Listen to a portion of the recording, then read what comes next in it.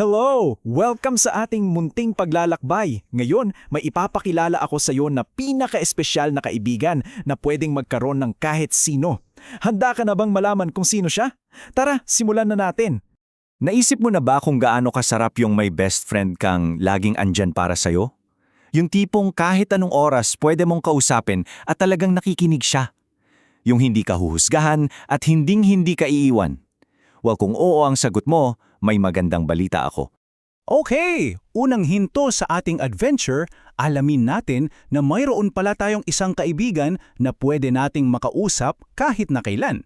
At ang special na paraan para kausapin siya ay sa pamamagitan ng panalangin. Alam mo, huwag mong isipin na komplikado ang panalangin. Kasi ganito lang yan kasimple. Para ka lang talagang nakikipagkwentuhan sa best friend mong si Jesus. Pwede mong sabihin sa kanya kung kumusta ang araw mo sa school, kung ano yung mga pangarap mo, o kahit yung mga bagay na ikinalulungkot mo. Lahat yan gusto niyang marinig mula sa'yo. Ang ganda nito, 'di ba? Ibig sabihin lang yan, yung koneksyon natin kay Jesus pwedeng maging kasing natural ng paghinga. Kahit habang naglalaro ka o nag-aaral o tumutulong sa bahay, pwede siyang maging bahagi ng isip mo. Bawat sandali, pwedeng maging isang special na kwentuhan ninyong dalawa.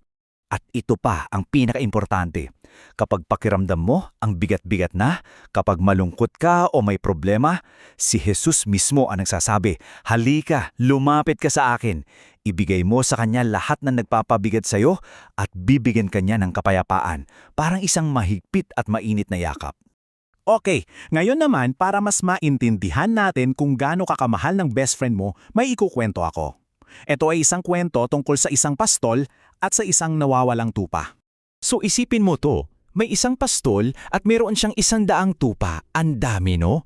99 sa kanila, ayun, ligtas na ligtas, masayang masaya sa kanilang kulungan. Parang okay na ang lahat, di ba? Kumpleto na sana. Pero, teka lang, may isa palang nawawala. Isang maliit na tupa na naligaw at napahiwalay. Nasa labas siya mag-isa at malamang takot na takot. Ano kaya ang gagawin ng pastol? Hayaan na lang ba niya, tutal, 79 pa namang ang natira? Ayun pala yung kawawang tupa, nasa isang bundok na madilim at delikado. Mag-isa lang siya, nilalamig, natatakot, malayo sa nag-aalagang pastol. Anumang oras, pwede siyang mapahamak. Pero ito yung nakakamangha. Kahit mahirap at delikado ang daan, hindi nagdalawang isip yung pastol. Handa niyang iwan yung 99 na ligpas para lang hanapin yung isang nawawala. Ganyan kanya kamahal. Ganyan kakahalaga sa kanya. Hindi natin kayang sukatin yung hirap na pinagdaanan ng pastol, yung kadiliman ng gabi, yung mga matitinik na daan. Tinitiis niya ang lahat para lang mahanap yung isang tupang yun. At yung tupang yun ay ikaw. At sa wakas, narinig niya ang iyak ng tupa. Nakita niya.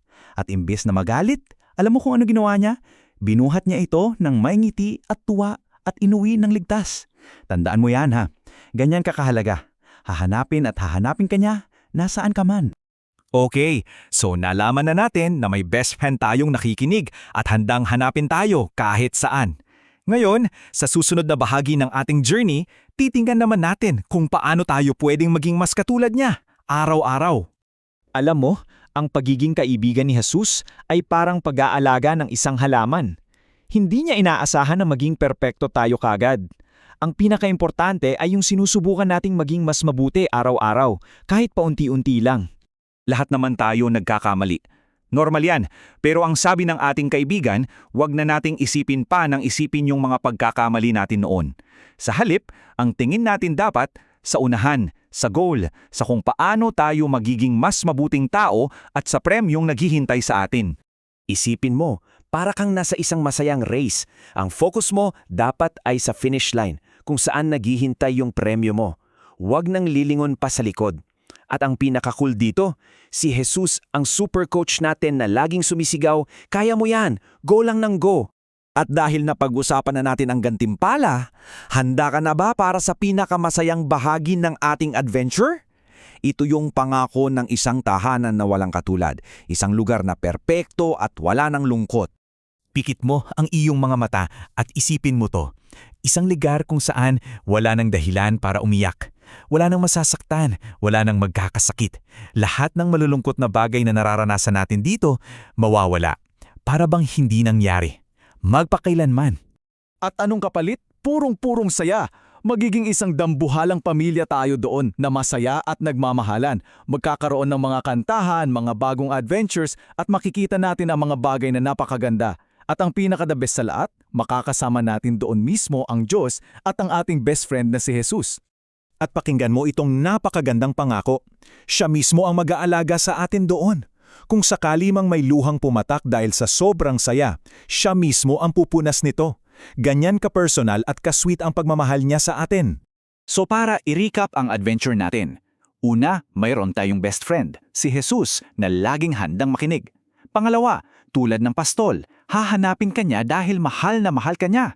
Pangatlo, tinutulungan ka niya maging mas mabuti araw-araw. At pang-apat, may inihanda siyang perpektong tahanan para sa ating lahat. At ngayon, bago tayo magtapos, may tanong ako para sa'yo. Sa 4 na bagay na napag-usapan natin, yung pakikipag-usap sa kanya, yung paghahanap niya sa'yo, yung paglago mo, o yung pangako ng bagong tahanan, alin doon ang pinaka nagpapasaya sa puso mo ngayon? Isipin mo yan at sana dalhin mo ang sayang yan sa buong araw mo.